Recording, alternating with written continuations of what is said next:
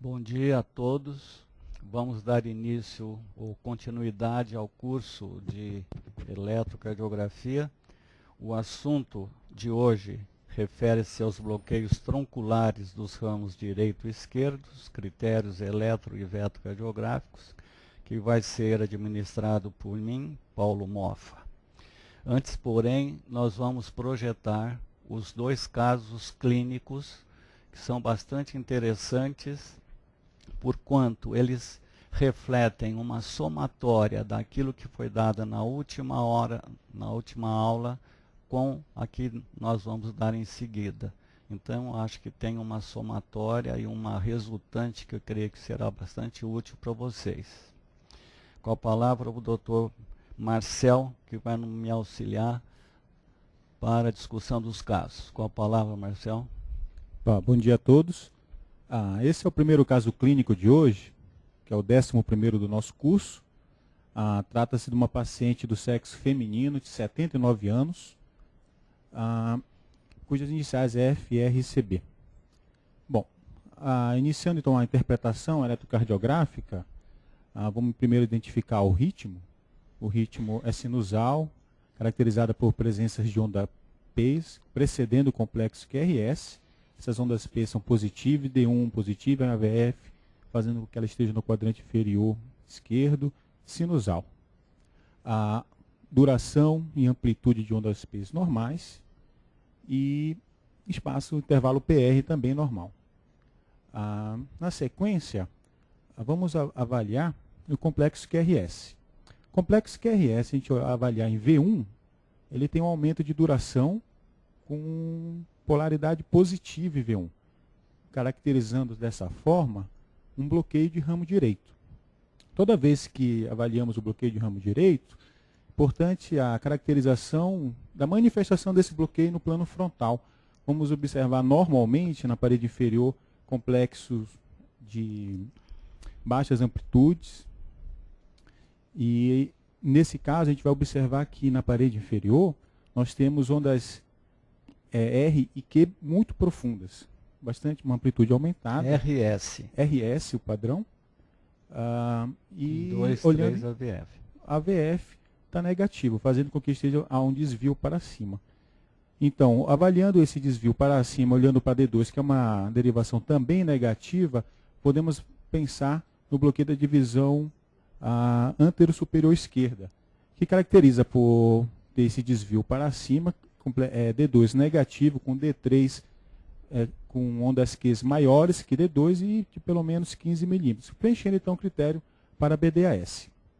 Avaliando em V2, a gente vai observar que tem ondas Q pequenas e Rs bem amplos. O mesmo fenômeno se observa em V3, sendo que em V2 é maior do que V3, fazendo a gente pensar também no bloqueio da divisão anteromedial do ramo esquerdo. Então, até então, no EC eletro, nós temos um bloqueio de ramo direito, um BDAS e um BDAM. A repolarização chama muita atenção, exceto as alterações inerentes ao próprio bloqueio de ramo direito. Doutor Marcel,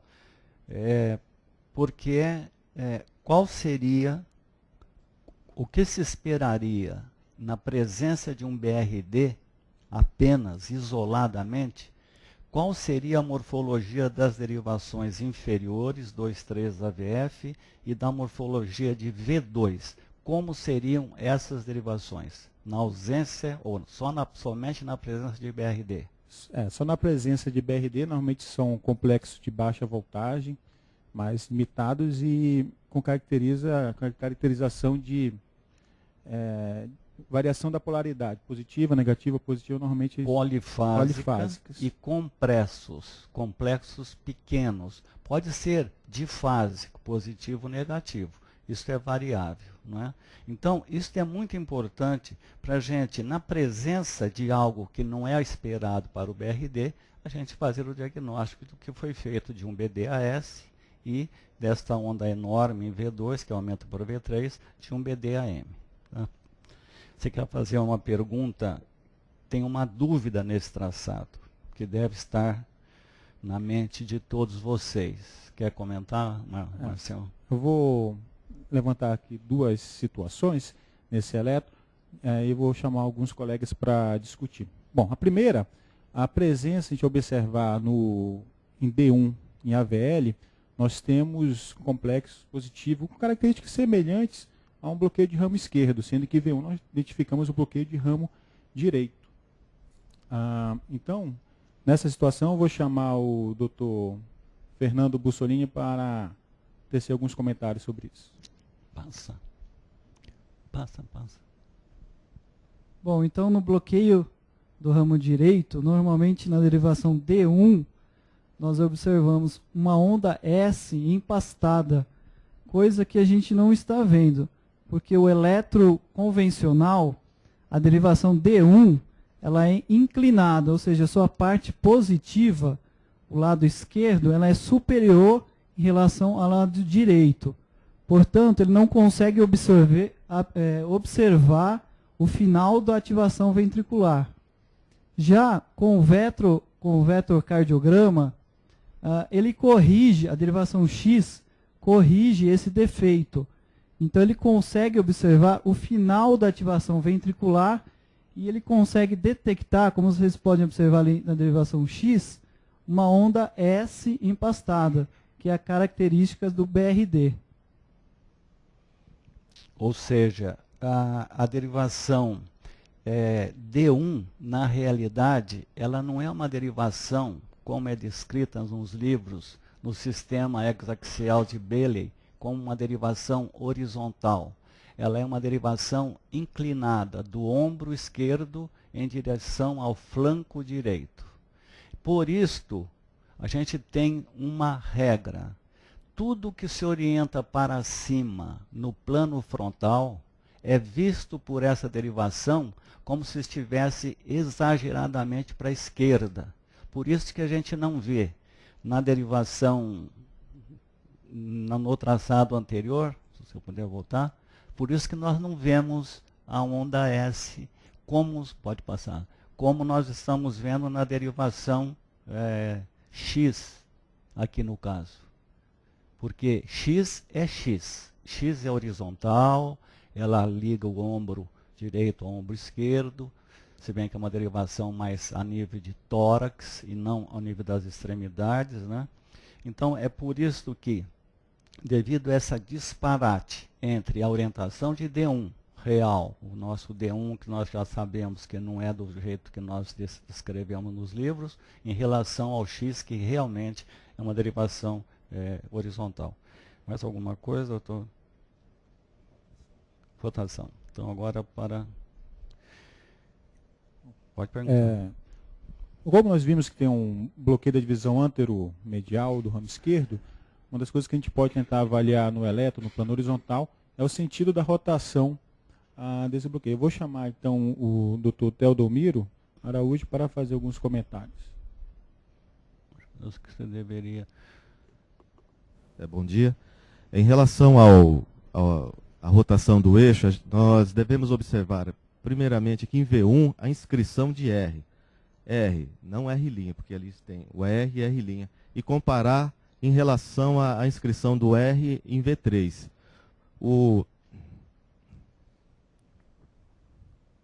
Você pode reconhecer facilmente, ou qualquer um de vocês aí pode reconhecer facilmente qual desses picos de D3, de V3, de V2 e de V1 se inscreve primeiro lugar? Vamos ser sinceros, não podem. É muito difícil, nem mesmo quem está sentado aqui na frente. Você pode reconhecer, Teodomiro? Dá a impressão que o R, não R', ele vem antes da inscrição em V3 e V2. O R' de V1. Não, o R. O R de V1. O R de V1. Vem antes? Vem antes. Tá. Então nós vamos confirmar se isso é uma verdade ou não. Logicamente que pela velocidade de inscrição do papel, de registro do papel de 25 milímetros, essas diferenças pequenas tornam-se muito difíceis de serem confirmadas. Então, se nós tivermos, como temos aqui, 3 derivações ortogonais registradas com velocidade de 50 milímetros por segundo, eu pergunto a você, entre x, que é a transversal, e o z, que é que você está vendo aí, eu pergunto qual dessas vem primeiro? Como dá para observar, eu observando, e acho que todo mundo aqui dá para ver que a inscrição de R em X, ela vem bem antes da inscrição bem antes da inscrição da onda R de Z. Tá? Isso significa o quê? Significa que o que vai para a esquerda aparece em primeiro lugar, para depois o que vai para frente. Isso determina uma rotação horária da alça, que é um dos critérios que a gente usa pouco para reconhecer o bloqueio da divisão anteromedial. Se a gente começa a aprender, através do eletro, as rotações das alças, que não é difícil, por exemplo, no caso do BDAS, é muito fácil nós reconhecermos a rotação, o sentido de rotação da alça de QRS. Aqui eu estou dando uma novidade aqui até para o professor Américo, se não me falha a memória, sobre como roda o fenômeno elétrico no plano horizontal. Para isso, nós precisamos ter um aparelho que registra 6 derivações simultaneamente. Com isso, e com uma velocidade de 50. Com isso, talvez a gente consiga reconhecer ou determinar essa rotação da alça no plano horizontal, cuja rotação horária fala favoravelmente à presença de um bloqueio divisional, juntamente com os outros critérios que foram dados aqui já em aulas anteriores. Ok? Obrigado, Thunder. Obrigado. Você quer ler o primeiro caso? Bom, para finalizar então a discussão desse primeiro caso clínico, trata-se de uma paciente portadora de miocardiopatia dilatada de etiologia isquêmica. Lembrar que não só a doença chagásica pode provocar esses distúrbios de condução, como a doença coronariana, e quando presentes, ela normalmente denota um pior prognóstico para esses pacientes. Bom, vou passar para o caso seguinte. Só para concluir, então, o nosso eletrocardiograma desse primeiro caso trata-se de um bloqueio de ramo direito, um bloqueio da divisão antero-superior do ramo esquerdo e da divisão anteromedial do ramo esquerdo. Bom, esse é o caso 12. É o caso de número 12, o segundo caso clínico de hoje. Também uma paciente do sexo feminino, de 83 anos, iniciar GRT. Então, avaliando o ritmo sinusal por ondas P precedendo o complexo QRS, positivo em D1, positivo em AVF. Então, caracterizando então assim realmente como um ritmo sinusal. Avaliando a onda P, amplitude e duração normais, entretanto, o intervalo PR ligeiramente aumentado, que caracteriza um bloqueio atrioventricular de primeiro grau. Avaliando então os complexos QRS, estão aumentados. Avaliando a morfologia em V1, a gente está diante de um bloqueio de ramo direito, uma particularidade que a gente vai falar adiante. E avaliando então as derivações do plano frontal na parede inferior, a gente vai observar que em D2, D3 e AVF, a gente tem um QR, sendo que o R de D2 é maior do que R de D3, preenchendo critérios para o bloqueio da divisão póstero-inferior do ramo esquerdo. Dando sequência então à interpretação, presença ou não de ondas Q, a gente observa que há um Q mais profundo em V1, o que pode significar uma área eletricamente inativa septal. Avaliando a repolarização ventricular, a gente observa que as ondas T são ondas T negativas, que preenche então um quadro de alterações difusas da repolarização ventricular, principalmente na parede anterior. Então, finalizando esse segundo traçado, temos um bloqueio atrioventricular de primeiro grau, um bloqueio de ramo direito, associado com bloqueio da divisão póstero-inferior, esquerda, e uma área eletricamente inativa septal com alterações difusas da repolarização ventricular. Tem alguém para confirmar se isto é um BDPI ou não? Você combinou com alguém? Com ninguém? Mas acho que o meu amigo Fernando poderá fazer um comentário sobre isso. Fernando, por que esse traçado está refletindo um diagnóstico de BDPI. Qual seria o elemento, além dos critérios que nós já sabemos, que poderá valorizar e certificar esse diagnóstico?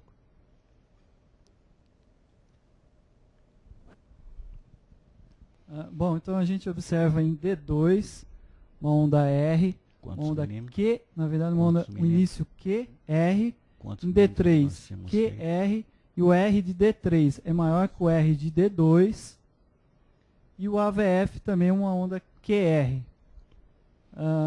Além disso, a gente pode traçar dois eixos, um eixo horizontal, contando a onda R de D3 e fazendo um eixo horizontal com D1, contando a parte positiva de D1 e a parte negativa.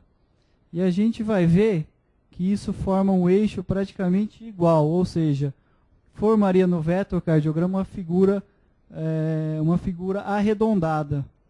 Isso fala bastante a favor do BDPI. O que o Fernando quis explicar, tentou explicar, mas acho que eu vou referendar um pouquinho, é o seguinte. A onda R de D3 mede 15 milímetros. A onda R de D1, positiva, obviamente, junto com a onda S dessa mesma derivação, se somadas, vão dar um valor próximo de 15 milímetros.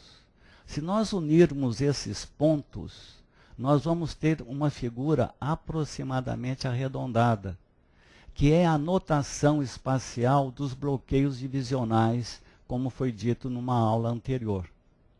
Então, devido a esse formato arredondado, é que se valoriza este traçado como sendo um BDPI, aliado às outras características que vocês já sabem deste distúrbio de condução. E note aqui no plano horizontal, você pode Marcel, pode comentar. Olha o Y, o que vai para baixo, em relação, o que vai para baixo, olha aqui, ó, isso aqui, em relação a que é transversal, que coincide com o eixo de X, como eles são praticamente iguais, gerando uma figura arredondada, que é clássico dos bloqueios divisionais do ramo esquerdo, não é? Diferente dos outros bloqueios divisionais do ramo direito. Alguma pergunta? Tem alguma dúvida? Américo? Está claro isto? Tá bom. Então vamos passar. Bom, então, para concluir, nosso segundo caso, também uma paciente coronariopata, que uma síndrome coronariana, na vigência de bloqueio divisional posterior inferior BRD, é muito raro, normalmente preenche menos de 1% dos casos, só que, quando presente, denota realmente um prognóstico pior em relação aos pacientes que não apresentam tais alterações. Então, para finalizar o nosso eletro, é um bloqueio atrioventricular de primeiro grau, um bloqueio do ramo direito, bloqueio da divisão posterior inferior, alterações da repolarização ventricular difusas e uma área eletricamente inativa septal. Ok, Marcel, muito obrigado. Então agora nós vamos passar para a aula propriamente dita. Nós vamos dar início, então, à aula falando sobre, em primeiro lugar, sobre o bloqueio do ramo direito, que aí está aí representando, né? Para se reconhecer os bloqueios de ramo, nós temos que ter 3 critérios fundamentais. Primeiro, nós temos que estar frente a um ritmo sinusal. Nós não podemos falar que uma extrasístole com morfologia que lembra o BRD seja um BRD, porque ela nasce caprichosamente num ponto que mimetizaria um BRD. Então o ritmo tem que ser sinusal, ou um ritmo acima da junção AV, um ritmo atrial. O QRS tem que ser largo, acima de 0,12 segundos, ou mais. Quanto maior a duração do QRS, mais grave é a representatividade, é o significado do bloqueio de ramo. Ele pode ir até 200 milissegundos, ou 0,20 de segundos, né? E quanto maior, mais grave é a doença, maior é o comprometimento miocárdico. A onda T geralmente se opõe à região do retardo, nós vamos falar sobre isso. E tem mais um item que eu colocaria entre o 2 e o 3, que é, nos casos dos bloqueios de ramo, nós temos grandes desvios de eixo? A resposta é, para o bloqueio de ramo direito, o desvio do eixo é discreto. Por quê? Porque o ventrículo direito é menor do que o ventrículo esquerdo. E como nós estamos bloqueando, a sua despolarização vai influenciar muito pouco a resultante das forças dependentes da despolarização dos ventrículos. Então, no máximo, esse QRS pode estar a 90 graus, não mais do que isso. Então, esses são os 3 critérios. O significado pode ocorrer sem doença, pode estar associado a coronariopatias, cardiomiopatias, chagas, anomalia congênita, especialmente Ebstein e CIA. E o pior prognóstico quando a duração do QRS é maior, quanto maior a duração, quando o bloqueio de ramo direito é novo e a presença do desvio do eixo do QRS, quer para cima, associado, por exemplo, aos casos que nós já mostramos aos senhores, como um BDAS, ou BDAS, como queiram, ou associado a um BDAM. Quanto maior o número de distúrbios de condução associado a um bloqueio de ramo, maior gravidade terá esse bloqueio de ramo. No sentido do quê? Não só de retratar uma doença miocárdica, como também de retratar evolução para bloqueios de grau avançados e até um bloqueio AV, assim chamado total. O reconhecimento eletrocardiográfico então, do BRD se faz, já que vocês estão fazendo medicina, eu coloquei aqui as 3 letras que representam essa especialidade, só que eu coloquei ela um pouquinho invertida. Primeiro, nós temos que reconhecer a morfologia, que nós já falamos. É o padrão trifásico nas derivações inferiores V1 e V2. Segundo, o eixo. No caso do bloqueio de ramo direito, é um eixo normal, mas ele está um pouco desviado para a direita, mas levemente desviado. E, por último, a duração aumentada, acima de 120, como nós já dissemos.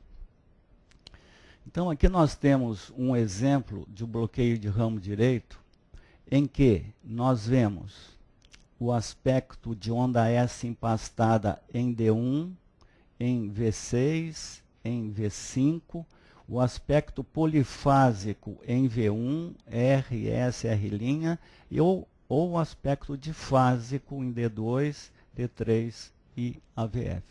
Não é? Bem, agora nós vamos deduzir a morfologia, o porquê desses aspectos que eu mostrei a vocês.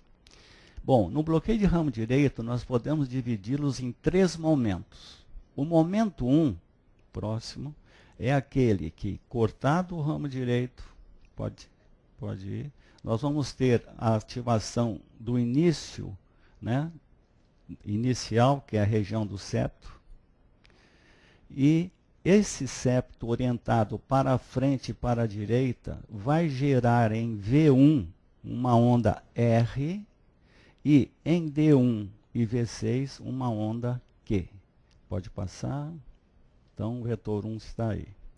Esse mesmo momento 1 pode ser ainda continuado, dando continuidade a esse momento 1. Pode passar. Pode passar. Nós vamos ter a despolarização de que região? Da parede livre do ventrículo esquerdo.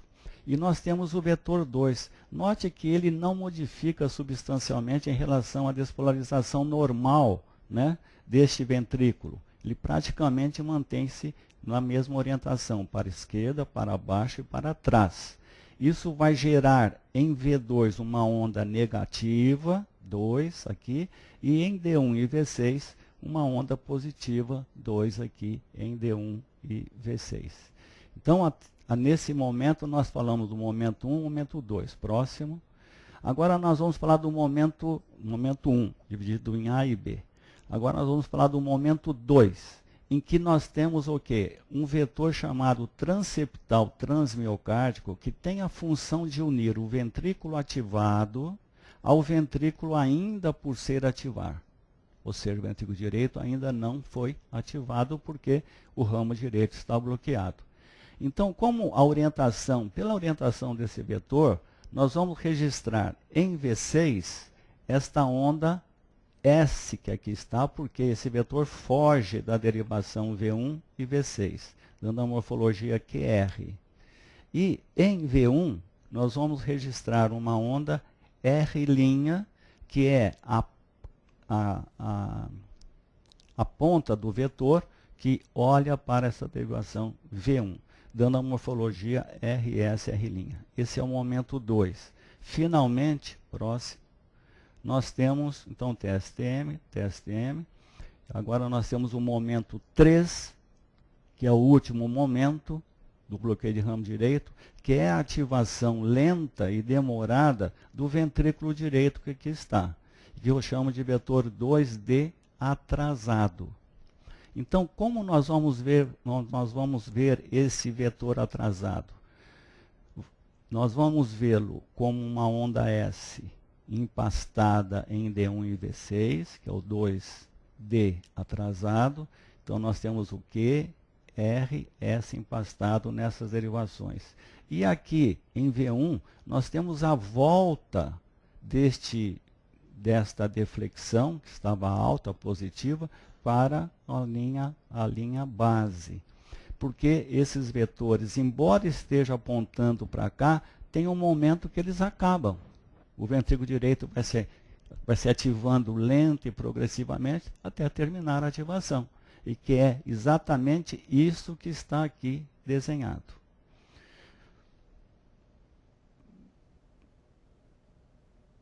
Por que nós temos uma oposição da onda T em relação à área retardada?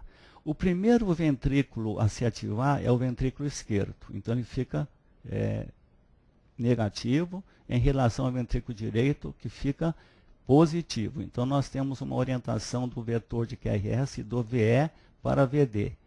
Mas este ventrículo que aqui está, e que foi, desculpa, o ventrículo esquerdo que aqui está, que foi o primeiro a se ativar, ele começa a ser o primeiro a se recuperar, dando cargas positivas aqui. E o ventrículo direito seria o último a se recuperar, dando cargas negativas. Então, esse vetor se aponta para o ventrículo que se ativou em primeiro lugar. Por isso que nós temos uma onda T positiva em V6 e uma onda T negativa em V1. Então, tudo é uma questão de temporal, né, de ativação. Aqui nós temos um exemplo estilizado, ou um registro estilizado, daquilo que representa o ventrículo, o bloqueio de ramo direito. Note o empastamento da onda S em D1, com Q ou sem Q ou sem Q. Note o empastamento da onda S em V6. Onda S em V6 aqui, com Q ou sem Q. Note a morfologia trifásica em D2, D3 e também em V2. Este é o clássico bloqueio de ramo esquerdo isolado. Não está associado a outros distúrbios de condução. Bem, aqui nós temos o eixo de QRS no bloqueio de ramo direito, que como nós dissemos, praticamente ele tem uma orientação normal, não se modifica. Pode voltar.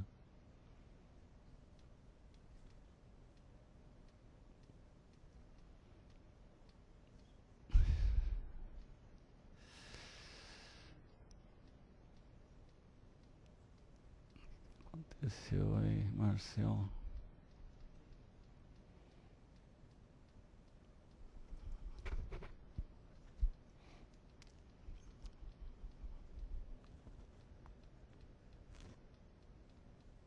Essa é uma pequena, vamos dizer assim, um pequeno show à parte da aula. Ótimo, devagarzinho. Então, o eixo praticamente não se modifica no bloqueio de ramo direito. Mas se nós tivermos um outro bloqueio, por exemplo, a divisão antero-superior comprometida, o estímulo descerá pelo ramo, pela divisão póstero-inferior, já que não pode descer pelo ramo direito, descerá pela divisão póstero-inferior, inferiormente, e dirigir-se-á para cima em direção à região bloqueada, que é a região paraceptal anterior do ventrículo esquerdo. Isso vai fazer com que esse eixo se desloque para cima. Próximo. Então, o que nós vamos encontrar em relação àquele primeiro traçado? O complexo QRS, RS, R' em V1, o R em D1, que não é tão empastado, e nós já sabemos isso na explicação que o nosso amigo Dr. Fernando disse, e nós vamos ver o que em D2, D3 e AVF? Um eixo desviado para cima. Então, nós temos aqui uma associação de BRD com BDAS. E todo o eixo que vai para cima, como eu falei aos senhores, nós deixamos de ter a negatividade, o registro da negatividade em D1. É como se ele estivesse deslocado para a esquerda. Então, é por isso que esses casos pode confundir com bloqueio de ramo esquerdo e, na realidade, não sê-lo. E em V6 não tem por que mudar, nós temos a onda S. Próximo. Aqui também nós temos um outro exemplo de um BRD com ondas R amplas em V1 e V2 e com eixo desviado para cima e para a esquerda ao redor de menos 60. Então nós temos aqui a associação de dois distúrbios de condução, melhor, 3. BDAS por 2, 3 e AVF, BRD pela morfologia de V1 e o S empastado em V6, e as ondas R puras em V2 e V3, aumentando de 2 para 3, o BDAM. Nós temos os três bloqueios. Né? É uma situação mais grave, paciente de 74 anos, são pacientes que podem evoluir de uma hora para outra para um bloqueio atrioventricular de grau avançado ou total. Próximo. Quando nós temos, no caso do bloqueio da divisão, sumiu, está aqui, um bloqueio da divisão póster inferior e o bloqueio de ramo direito, o estímulo desce pela divisão superior e dirige-se inferiormente, desviando o eixo para a direita. Então, nós temos um bloqueio de ramo direito associado a um bloqueio da divisão póster inferior. Pode passar. Vamos ver qual é a morfologia desse aspecto.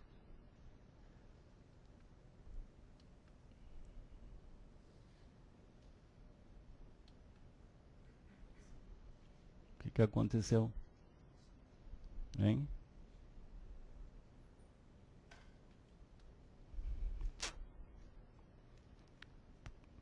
Ótimo.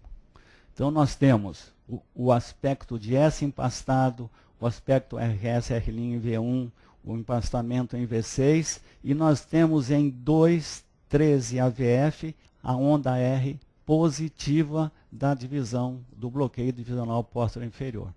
E temos também aqui em V2 uma onda R pura. Então, nós temos um BRD, um BDPI e um bloqueio da divisão anteromedial. Ok? Essa é uma situação também não muito frequente, em que nós temos um eixo desviado para a direita, a presença de um bloqueio de ramo direito, e nós temos R's puras em D2, D3 e AVF.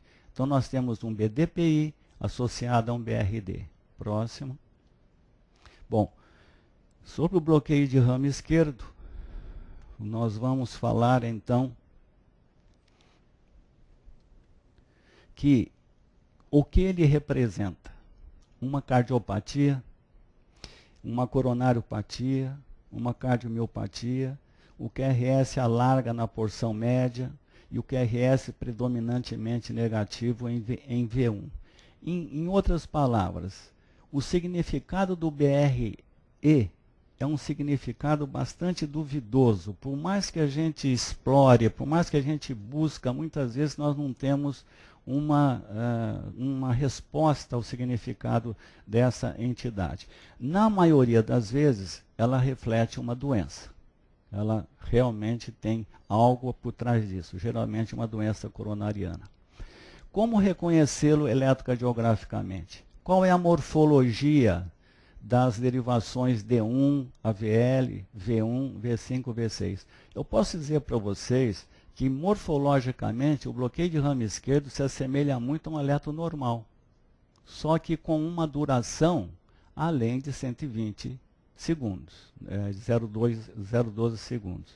O eixo está desviado para a esquerda, ao redor de 30 graus, e a duração do QRS está aumentada, 120 milissegundos, 0,2 de segundos. Próximo. Aqui nós temos, então, um eixo desviado para a esquerda, desviado discretamente para cima. Nós temos essa morfologia de positividade em D1, AVL, V5, V6 e negatividade nas precordiais direitas. Então, é como se nós tivéssemos um eletro normal, só que com uma duração de QRS aumentada. E o aspecto do BRE lembra aquele descrito aspecto em torre, né, que é muito clássico, porque nós vamos mostrar que a razão desse aspecto em torre corre por conta de um atraso na parte média, que é ao nível do septo interventricular. Pode passar? Então nós vamos deduzir o bloqueio de ramo esquerdo, chamando, em primeiro lugar, o momento 1. Cortado o ramo esquerdo, o estímulo vai descer pelo ramo direito, despolarizando o septo direito, e pela parede livre do ventrículo direito, despolarizando essa região. Como essas duas áreas se despolarizam praticamente ao mesmo tempo, nós vamos ter uma resultante dessas duas regiões. O 2D é 2 da parede livre de ventrículo direito. Então, como é que isso vai ser visto por V1 aqui? Como uma negatividade, porque ele vai ver a cauda desse vetor. E como é que nós vamos ver isso em D1 e V6? Nós vamos ver uma onda R. Esse é o momento 1. Agora esse é o momento 2. Cortamos o ramo e temos que unir então o ventrículo ativado, que é o ventrículo direito, ao ventrículo esquerdo, que ainda vai se ativar, através desse vetor chamado salto de onda, não muito bem caracterizado, mas que nós chamamos de transeptal transmiocárdico. Assim que esse estímulo passa para lá, nós vamos ter a ativação do septo médio, é o transeptal retardado. Então nós vamos ter esse TSTM, vai registrar essa negatividade, pode passar. E esse TSR vai registrar o platô, aquilo que eu chamei de em torre, o aspecto em torre. Pode ir? Aí o TSTM, aqui é o TSTM, depois o TSR. Saiu um pouquinho fora de posição. E vamos ver o momento 3, que é o momento final, que é a ativação da parede livre do ventrículo esquerdo. Então, pode ir. Nós temos o 2E, aqui. Nós temos a volta, né, da torre para a linha de base, a volta dessa negatividade para a linha de base, pode ir, que tem nome isso, 2E, 2E, né? Pode ir. E da mesma forma que nós tivemos uma oposição da onda T em relação ao bloqueio de ramo direito, no caso do bloqueio de ramo esquerdo é a mesma coisa, é o mesmo raciocínio, para onde estará o QRS, a onda T estará opondo a ele. Volta um pouquinho. Pode ir, pode ir, pode ir, pode ir, pode ir. Agora eu quero fazer uma pequena associação. Eu tenho um bloqueio de ramo esquerdo que eu comprometi muito mais a divisão antero-superior dele. Então, como é que nós vamos reconhecer esse bloqueio? Pode ir tocando, que eu estou chamando de vetor 2AS aqui, né? Pode ir. 2AS aqui. Onde eu vou reconhecer esse desvio do eixo na presença de um bloqueio de ramo esquerdo? Pode tocar. Nas derivações inferiores. Nós vou ter o quê? Um RS e um RS em 2, 3 de AVF. Ou seja, um bloqueio do ramo esquerdo associado a um bloqueio da divisão anterosuperior. Para vocês entenderem essa associação, vocês ficam perguntando como que um bloqueio de ramo esquerdo pode estar associado a um bloqueio da divisão anterosuperior. É que o atraso de condução pelo ramo esquerdo não é total, ele é grande, mas o atraso maior se faz na divisão anterosuperior deste ramo esquerdo. Pode tocar? Aqui nós temos uma associação dessa condição, um bloqueio de ramo esquerdo com BDAS. Pode tocar? Pode ir. Eu vou cortar agora a divisão posterior inferior e o atraso da condução pelo ramo esquerdo. Pode ir. As precordiais não se modificam, mas as derivações inferiores, como estarão desenhadas? Serão positivas.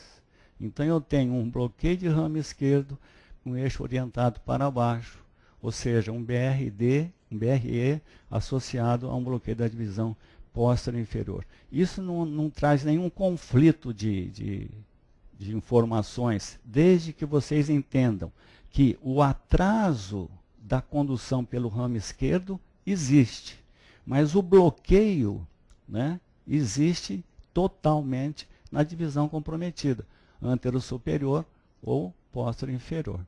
É só admitir, é só considerar que não é um bloqueio do ramo esquerdo, é um atraso do ramo esquerdo. Pode passar. Aqui nós temos uma situação então de um BRE com BDAS, né? Pode passar. Eu acho que tenho a impressão que esse é o último. E eu só queria, para encerrar, para dizer que o bloqueio da divisão do ramo direito tem o seu eixo desviado a mais ou menos 180 graus. O bloqueio... Meu amiguinho, toca aí. Parei. Então, o bloqueio do ramo direito para a direita. O bloqueio posterior inferior para baixo e para a esquerda. O anterosuperior para cima e para a esquerda. O anteromedial sai daqui daquele quadro e bate lá na cabeça do nosso amigo lá do fundo. E a associação do médio, do posterior inferior e do anterosuperior vai dar origem a um desvio do eixo para a esquerda que representa a posição do eixo, no caso do bloqueio de ramo esquerdo. Portanto, era isso que nós queríamos dizer. E os bloqueios divisionais do ramo direito aqui para cima e do ramo superior do ramo direito para cima e inferior do ramo direito também para baixo e para a direita, ambos para a direita. Ok, alguma pergunta? Estamos às ordens.